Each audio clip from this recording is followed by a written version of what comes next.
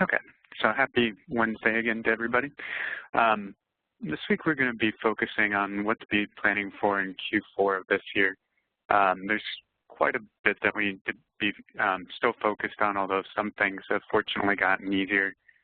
This is part of a series that we're going to be doing at the beginning of each quarter from now on, and really just trying to break down for groups a couple of things that they should be focused on in each quarter. With all of the regulatory changes, all of the constant back and forth about meaningful use, ICD-10, the introduction of value-based modifier, change in payment types, and then just the general running of everybody's practices, it's getting incredibly difficult to figure out what the main things are to focus on. And so what we really want to do is just give you a couple of things that if you focus on these things, it'll help ensure that you stay successful. So we were lucky this year. We thought 2014 was going to be just an absolutely horrible year for anybody in healthcare IT. And it certainly started off looking that way, with both ICD-10 and Meaningful Use Stage 2 hitting this year and the introduction of value-based modifier program, plus transparency sneaking in. The good news is there's been some changes. Of course, as we know, ICD-10 has been delayed at least until October 1st of 2015. And then the new final rule that we talked about a couple of sessions ago, if you didn't see that, go ahead and review it on our SlideShare or our YouTube accounts. You can get to those through our website. But it does allow folks that would typically be doing MU2 to be doing MU1 this year. It also allows folks that if they were required to do MU1 2014 standards, but they're not able to do that because they're not able to upgrade to a version that supports MU1 2014 standards. They can do MU1 2013 standards. And again, if that's not something that your organization has evaluated, please make sure that you do so and watch that presentation. If you ever have any questions on that, feel free to send us an email at info@quirkhealthcare.com, and we're happy to answer those without any charge. So the four things that we're going to talk about today, the focus on for Q4 is meaningful use, of course, because it hasn't gone away, value-based payment modifiers, that's something that's sneaking up on all of us, transparency, and then the upcoming open enrollment for the Affordable Care Act and what to prepare for next year. So for meaningful use, as we talked about, you do want to determine your strategy based on the final rule. Anybody who has a provider who hasn't attested yet and they're under the Medicare program, this is your last day to go ahead and attest. And I do want to take a moment to talk about that because it's kind of it's an absolute huge mess, actually, that CMS has created. So again, this is only for Medicare, so any Medicaid providers, you don't need to pay attention to this. But for Medicare providers that have never attested before, today would be the last day to get that in if you hadn't taken a hardship exemption earlier in the year. And if you don't get it in today, you're up for a 1% penalty in your 2015 Medicare payments on top of the 2% sequestration that's already out there. Now, there's a huge problem, and that is if you're doing MU1 2014 standards, you're just fine. CMS and the attestation portal for meaningful use are all set up to handle that. However, they released the final rule so late that the portal is not set up to actually support MU1 2013 in that attestation. So you actually couldn't submit that today if you wanted to. And that's a big problem because you're going to miss a deadline. You have no other choice. So what's happening both through lobbying agencies, groups like AFP are really pushing on Medicare to make a change, as well as there's a House bill out there to go ahead and allow for at least 30 days for folks doing it in their first year so they're not penalized. What we're recommending is, there isn't anything you can do about it today. Modern Healthcare has a really good article about this that you can forward to your executive team, letting them know that, our hands are just tied at this point. There's nothing to do. CMS does have posted on the portal that they're going to update their site to allow for the flex rule by the middle of this month. And I would just keep an eye on that and keep an eye on your email. We will send out an email blast as soon as we know that you're able to go ahead and attest. Get that information as soon as possible so if a change does happen to the rule that you'll be included. For everything else, October 1st is the beginning of the last period that you can use for attestation for 2014. So if you haven't started attestation, you're capturing your data for attestation already, or if you failed in a previous quarter, do make sure that you do that. we always recommend the creation of an audit binder, and we actually have a YouTube and SlideShare on the audit process for meaningful use.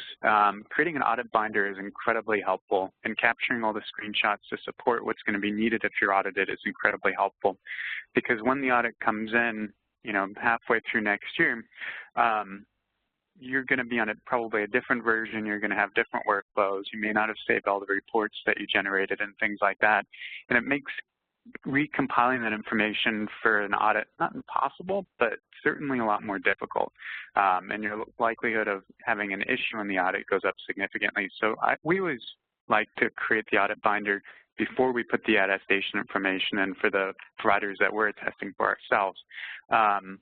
If that's not possible, we like to do it immediately thereafter.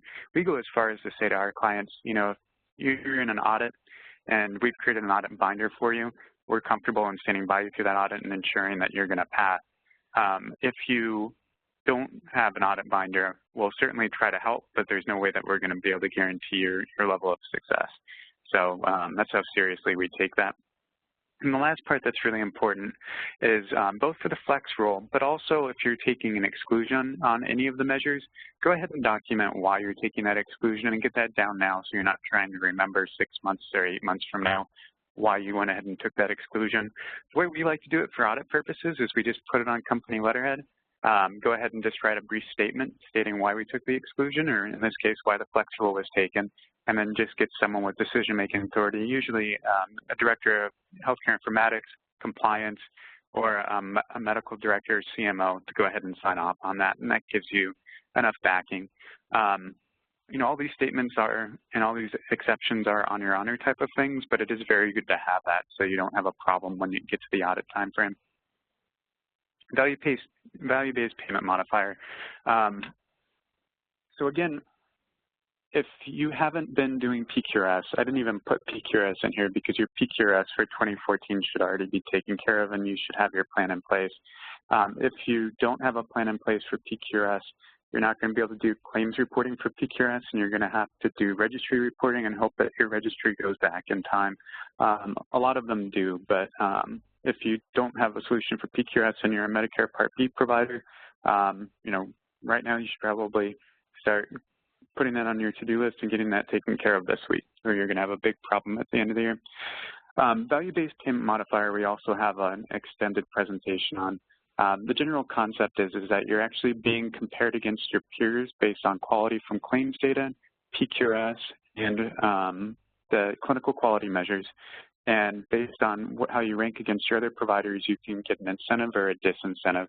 And it's been broken up, so this is the first year that this is real for anyone that has over 100 providers under the same tax ID. This is what's called the demonstration year for anyone that's 10 providers or more under a tax ID, 10 to 100.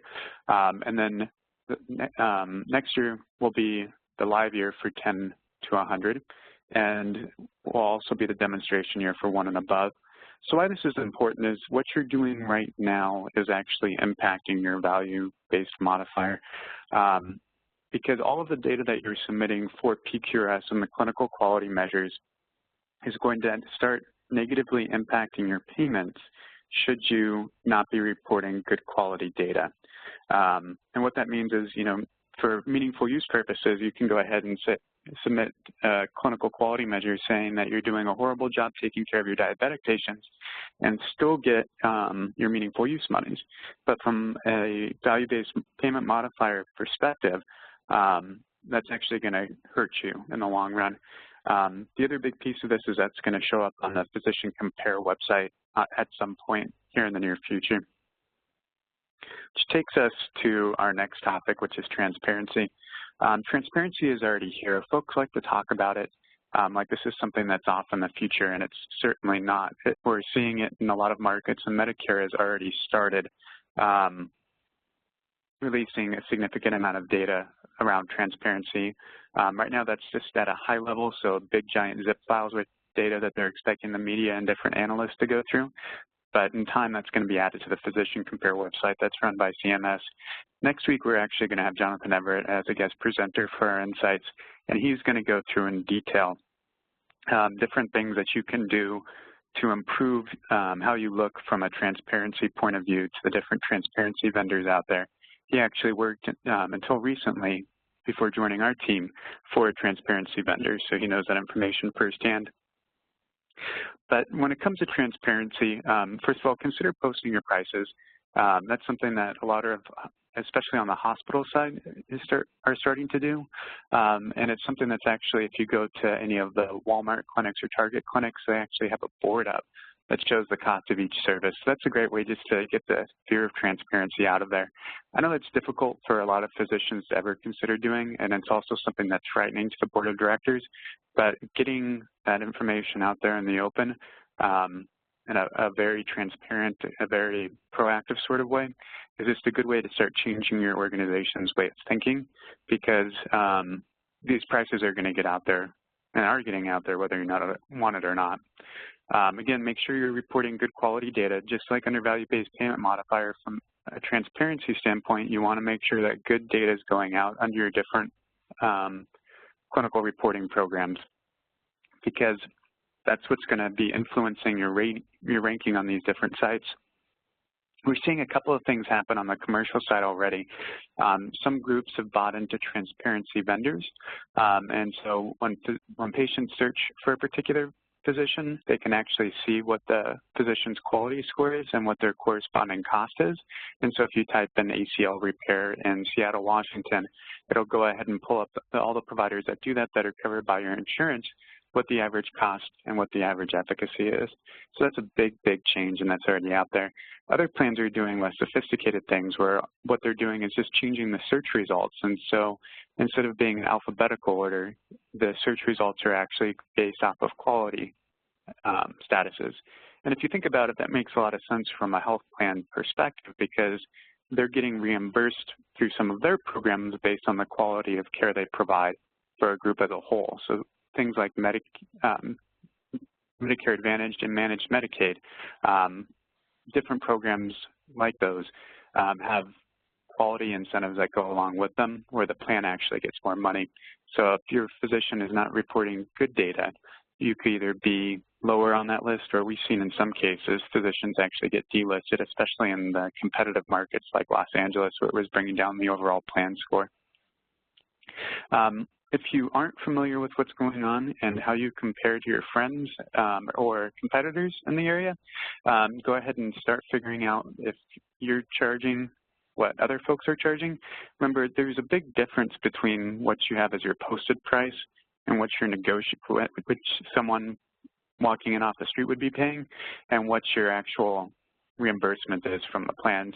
Reimbursement from the plans is likely to be pretty similar, unless one group just happens to be a much better negotiator than the other. But if you're putting up 200% of Medicare and the person next to you is putting up 150% of Medicare, that's going to look like to your average patient that your costs are different, even if your reimbursement's the same. So just get an idea of what the folks are doing in your neighborhood, and change your pricing model accordingly if you need to. And then finally, on the Medicare side of things, Medicare has already posted out there data for 2013 about how much each provider was paid and how many different procedures they performed during that year. And this was the subject of several news articles, including National Press and USA Today earlier this year. There's a lot of inaccuracies in that data, and what we recommend is downloading those giant zip files that contain that data from the CMS website and ensuring that the data is accurate. If it's not accurate, go ahead and follow the link that's right on that same site to go ahead and report it as being inaccurate. There were actually so many inaccuracies in that first posting that CMS has held off posting any new data. So that gives you an idea that there's some problems out there, but be proactive and know what's out there on your providers already and know if changes need to be made because of that. And then finally, we're going into our first year where we're going to be doing an open enrollment period for the Affordable Care Act, also known as Obamacare, after the initial sign-up. So the open enrollment period begins in November and goes all the way till March. So it's kind of an odd open enrollment period that it crosses over the calendar year like that. Because of that, we're going to see a lot of the same problems that we did with the original open enrollment period, but we expect it to be a bit more amplified as folks move around There's 4 times as many plans in the exchanges this year as there were in the original opening. So there's quite a bit more options for consumers, but there's also quite a bit more opportunity for confusion. Folks that are in the Affordable Care Act are either self-employed folks or folks that don't have health care available through their insurer. They may be folks that previously were on Medicaid, and now their Medicaid's been privatized and they're being pushed with a subsidy through the exchange. All in all, these have tended to be a group of patients that have trouble understanding the T's and C's of their insurance policy, and we are seeing additional AR days because of this in many of our clients, and just a real focused need to collect copays up front, especially as folks start to move around.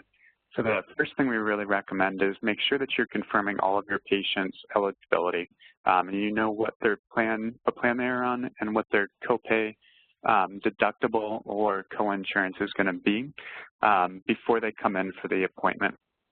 Try to collect as much money as you can up front, and if needed, go ahead and keep a card on file.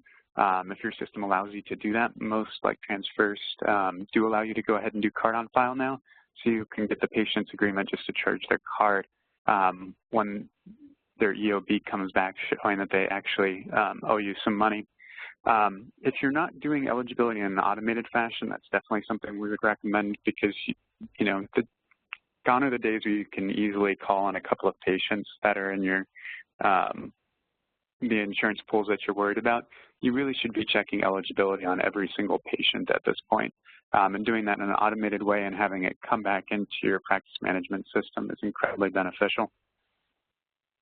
So we're going to go ahead and unmute now and answer any questions that folks have out there.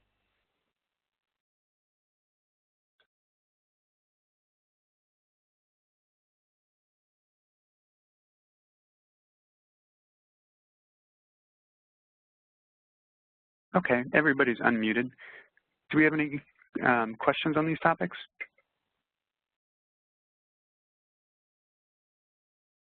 Ben, do you have an example of maybe a table of contents for your audit finder?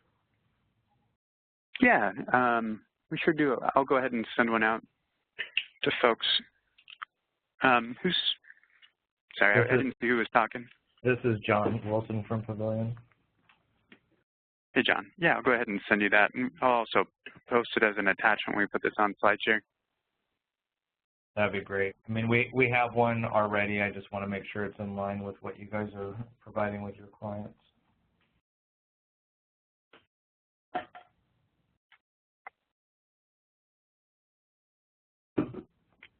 That's a good question. Any other questions out there?